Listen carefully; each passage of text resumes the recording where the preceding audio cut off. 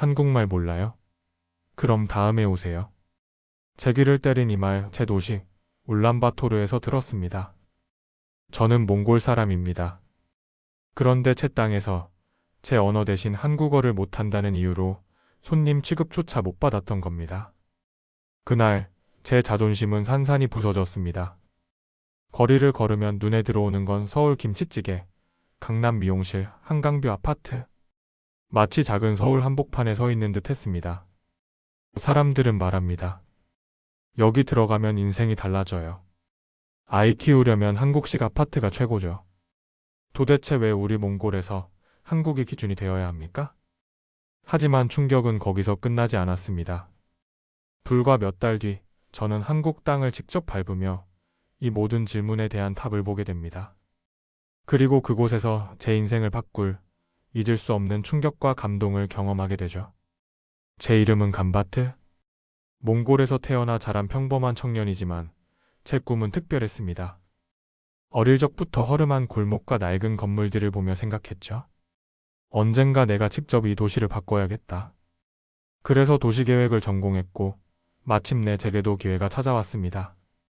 몽골 정부가 울란바토르 외곽에 새로운 신도시를 짓겠다고 발표했을 때 저는 운명처럼 그 프로젝트에 합류했습니다. 드디어 내 손으로 우리 도시의 미래를 만들 수 있구나. 그날 밤 저는 설레는 마음으로 잠을 이루지 못했습니다. 하지만 첫 회의에서 들은 한마디가 제 꿈을 무너뜨렸습니다. 우리는 몽골의 분당, 몽골의 동탄을 만들 겁니다. 한국식 스마트시티가 우리의 모델입니다. 순간 제 귀를 의심했습니다. 몽골의 도시인데 왜 한국이 기준이어야 하지? 회의실 안은 박수와 환호로 가득했지만 저는 웃을 수 없었습니다. 가슴 한쪽이 서늘해졌습니다. 여러분 같으면 어떠시겠습니까? 평생 꿈꿔온 내 고향의 도시를 설계하는 자리에 앉았는데 정작 기준은 우리 것이 아니라 한국이라면 말입니다. 저는 도시계획가이기 전에 몽골 사람입니다. 몽골에는 우리의 역사와 전통, 삶의 방식이 있습니다. 그런데 왜 우리는 스스로를 버리고 한국의 그림자를 따라야 합니까? 그날 이후 제 머릿속엔 한 가지 질문만이 떠돌았습니다. 우리 도시의 한국의 그림자가 이렇게 깊게 드리워진 이유는 도대체 무엇일까? 그 답을 찾지 못한다면 저는 더 이상 도시를 설계할 수 없을 것 같았습니다. 며칠 뒤 저는 새로 개발 중인 신도시 현장에 나갔습니다. 설계도와 도면을 손에 들고 있었지만 눈앞에 펼쳐진 현실은 제 상상을 훌쩍 뛰어넘었습니다. 커다란 현수막에는 이렇게 적혀 있었습니다. 한강뷰 아파트 분양 개시. 그 옆에는 세종타워, 서울마을 단지라는 이름이 당당히 붙어 있었습니다. 여기가 울란바토르인지 아니면 서울 외곽인지 도무지 구분이 되지 않았습니다. 도대체 왜 우리 신도시에 한국의 이름이 붙어야 하는 거지? 제 가슴은 답답하게 조여왔습니다. 더 충격적인 건 이 모든 것이 단순한 이름 장난이 아니었다는 겁니다. 설계 도면을 펼쳐보니 도로 구조는 한국의 순환형 교통 체계를 그대로 따르고 있었습니다. 아파트 단지의 배치 역시 한국 건축가들의 손에서 나온 디자인이었죠. 회의에서 들은 말이 머릿속을 다시 스쳤습니다. 몽골의 분당, 몽골의 동탄을 만들겠다. 그 말은 단순한 구호가 아니라 이미 현실이 되어버린 것이었습니다. 현장을 둘러보던 중 저는 입주 상담을 받으러 온 사람들의 대화를 우연히 들었습니다. 여기 살면 애 키우기 딱 좋대. 한국식 아파트 구조라 안전하고 체계적이라잖아. 서울 가본 친구가 그러더라. 생활이 완전히 다르대. 그들은 하나같이 말했습니다. 한국식이니까 믿을 수 있다. 그 순간 제 심장이 쿵 내려앉았습니다. 몽골 사람들의 꿈이 미래가 행복의 기준이 이제는 한국식 아파트에 달려있다는 사실. 저는 도저히 쉽게 받아들일 수 없었습니다. 그때 문득 떠오른 얼굴이 있었습니다. 제 아버지. 아버지는 90년대 후반 건축 자재를 다루며 한국과 처음 인연을 맺으셨습니다. 그때 한국은 그저 물건을 잘 만드는 경제적으로 앞선 나라일 뿐이었습니다. 그런데 이제는 아버지가 단순히 잘 사는 나라라 부르던 한국이 제 세대에 와서는 우리가 닮아야 할 기준, 따라가야 할 미래가 되어 있었습니다. 머리로는 이해가 됐지만 가슴으로는 복잡한 감정이 치밀어 올랐습니다. 우린 몽골인데 우리 도시는 어디로 가고 있는 거지? 저는 현장을 빠져나오며 스스로에게 다짐했습니다. 이 질문에 답을 찾지 못한다면 저는 이 도시를 설계할 자격이 없다고. 그리고 바로 그 순간 제 인생을 뒤흔들 초대장이 도착했습니다. 몽골 정부와 한국 연구기관이 함께 여는 국제 세미나. 그곳에 저 감바트가 몽골 대표로 참석하게 된 것입니다. 이제 질문은 더 이상 머릿속에만 머무를 수 없었습니다. 왜 하필 한국인가? 그 답을 직접 확인하기 위해 저는 한국행 비행기에 몸을 실을 준비를 하게 되었습니다. 비행기가 인천공항 활주로에 닿자 감바트의 가슴은 벅찬 설렘으로 뛰었습니다. 드디어 한국이다. 내가 꿈꿔온 이상적인 도시. 그 해답이 여기 있겠지. 하지만 그가 마주한 첫 장면은 차가운 충격이었습니다. 입국장 한쪽 커다란 현수막에 적힌 글귀. 몽골 신도시 투자 설명회 한국 기업과 함께하는 미래. 순간 감바트의 발걸음이 멈췄습니다. 몽골의 땅, 몽골의 도시가 마치 한국의 상품처럼 전시되고 있었던 겁니다. 우리가 한국을 따라 한 게 아니었나? 한국이 이미 우리 안에 들어와 있었던 건가? 그 불길한 생각은 서울로 향하는 길에서도 이어졌습니다. 차창 너머로 펼쳐진 건물들, 끝없이 늘어선 아파트 숲, 똑같은 간판들, 한치 오차 없는 회색빛 도로. 아름답다는 감탄 대신 감바트의 입술에선 저도 모르게 탄식이 흘러나왔습니다. 이게 과연 이상적인 도시일까? 아니면 눈부신 환상 속에 숨겨진 또 다른 그림자일까? 그 순간 감바트는 결심했습니다. 며칠 뒤 열릴 국제 세미나에서 이 질문을 반드시 던지리라. 한국은 우리에게 희망인가? 아니면 경고인가? 비행기에서 내려 인천공항 게이트를 지나던 순간 감바트는 다시 한번 충격을 받았습니다. 입국 절차는 순식간에 끝났고 복잡한 동선마다 안내 표지판이 꼼꼼하게 서 있었습니다. 낯선 외국인을 향한 배려가 공기처럼 스며 있었던 것입니다. 이건 단순한 건물이 아니다. 사람을 존중하기 위해 만들어진 살아있는 시스템이다. 서울 시내에 들어선 첫날 밤, 감바트는 작은 분식집에 들어갔습니다. 허기진 얼굴을 보았던 아주머니가 따뜻하게 웃으며 말했습니다. 멀리서 왔구나. 김밥은 내가 조금 더 말아줄게. 말 한마디가 어찌나 따뜻하던지 순간 감바트의 눈가가 붉어졌습니다. 아버지가 늘 말씀하셨지. 도시의 가치는 건물이 아니라 사람이라고. 그 말씀이 여기서 이렇게 와닿다니.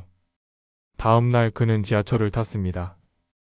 복잡할 법도 한데 사람들은 줄을 서서 기다렸고 서로 밀치지 않았습니다. 노약자가 탑승하자마자 한 청년이 벌떡 일어나 자리를 양보했습니다. 창밖 풍경은 깔끔하게 정리된 거리, 쓰레기 하나 보이지 않았습니다. 감바트는 가만히 눈을 감았습니다. 도시는 이렇게 숨쉬고 있구나. 벽돌과 아스팔트가 아니라 사람들의 질서와 배려가 이 거대한 도시를 움직이고 있구나. 깨달았습니다. 한국이 대단한 이유는 빌딩의 높이가 아니었습니다. 바로 그 안에서 살아가는 사람들의 마음이 도시의 심장이었음을. 세미나 첫날 일정을 마친 뒤 감바트는 한국 측 관계자들과 회식 자리에 함께했습니다. 따뜻한 불빛 아래 웃음소리가 오가고 술잔이 부딪히며 분위기는 한껏 무르익어갔습니다. 감바트는 속으로 생각했습니다. 아, 이게 한국의 정인가 정말 따뜻하구나. 그러나 바로 그 순간 갑작스러운 통증이 번개처럼 그의 턱을 파고들었습니다. 으악! 감바트는 본능적으로 입을 감싸쥐었습니다. 치아 깊숙한 곳에서 욱신거리는 통증이 치밀어 올라 얼굴이 일그러졌습니다. 순식간에 술자리가 조용해졌습니다. 막걸리 잔을 들던 손이 멈추고 웃음소리가 끊겼습니다. 사람들의 시선이 감바트에게 몰렸지만 누구도 쉽게 다가서지 못했습니다. 감바트는 애써 미소를 지으며 말했습니다. 괜찮습니다. 그냥 치통이 조금. 하지만 목소리는 떨리고 이마에는 굵은 땀이 맺혔습니다. 그는 속으로 절규했습니다. 이토록 화려한 도시, 이토록 따뜻한 사람들. 하지만 고통 앞에서는 결국 나 혼자구나. 분식집 아주머니의 따뜻한 말이 떠올랐습니다.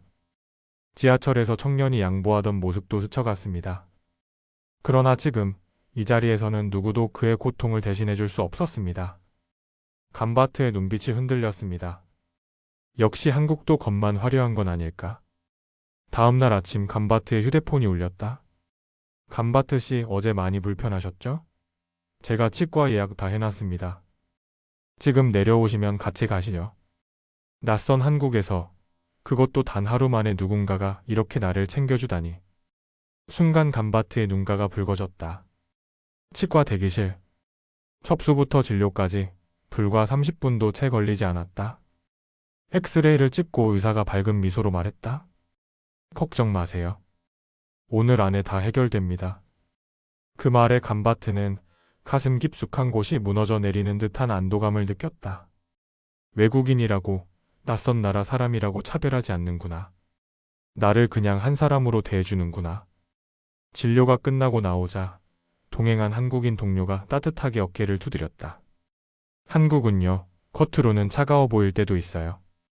하지만 정말 중요한 순간 반드시 손을 내미는 나라입니다. 그 말을 듣는 순간 감바트는 더 이상 참을 수 없었다. 전날 밤 느꼈던 외로움과 실망, 그리고 오늘 아침 받은 배려가 한꺼번에 밀려왔다. 눈물이 볼을 타고 흘러내렸다. 어제는 오해했습니다. 한국은 한국 사람들은 진심이 있었습니다. 떨리는 목소리 속에 그의 가슴 깊은 감동이 담겨 있었다.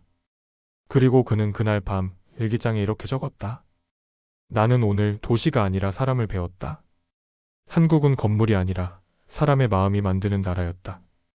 몽골로 돌아온 감바트는 회의실에서 도면을 바라보다가 천천히 입을 열었다. 우리는 단순히 아파트와 도로를 짓는 게 아닙니다. 사람과 사람 사이의 온도를 설계해야 합니다. 저는 한국에서 그걸 보았습니다.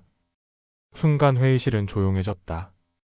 누군가는 눈을 감고 고개를 끄덕였고 또 누군가는 몰래 눈시울을 훔쳤다. 그의 말은 논리가 아니라 살아있는 경험에서 나온 진실이었기 때문이다.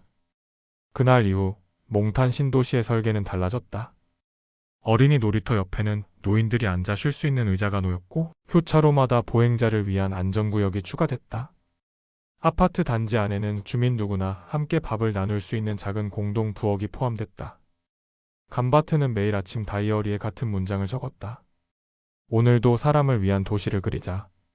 그가 한국에서 배운 건 교통체계도 건축기술도 아니었다. 사람의 마음이 도시를 만든다는 단순하지만 위대한 진리였다. 한국은 단순히 건물을 세운 나라가 아니었습니다. 한국은 따뜻함을 세운 나라였습니다. 도시는 결국 돌과 철근이 아니라 서로의 마음과 정으로 완성되는 것입니다. 시청자 여러분, 혹시 기억하시나요? 어릴 적 이웃이 김치를 담그면 옆집에 나누어주고 밥이 모자라면 그냥 함께 나눠 먹던 그 시절을요. 감바트가 본 한국은 바로 그 따뜻한 기억이 오늘날에도 이어지고 있는 나라였습니다. 당신의 삶에도 그런 따뜻한 도시가 함께 하기를 진심으로 바랍니다. 이 이야기가 마음에 닿으셨다면 더 많은 분들에게 따뜻함이 전해질 수 있도록 작은 손길을 보태주시면 감사하겠습니다. 여러분의 한 번의 구독과 좋아요가 또 다른 누군가에게는 큰 위로와 희망이 될 수 있습니다. 함께 해주셔서 정말 고맙습니다. 다음 이야기에서도 따뜻함으로 찾아뵙겠습니다.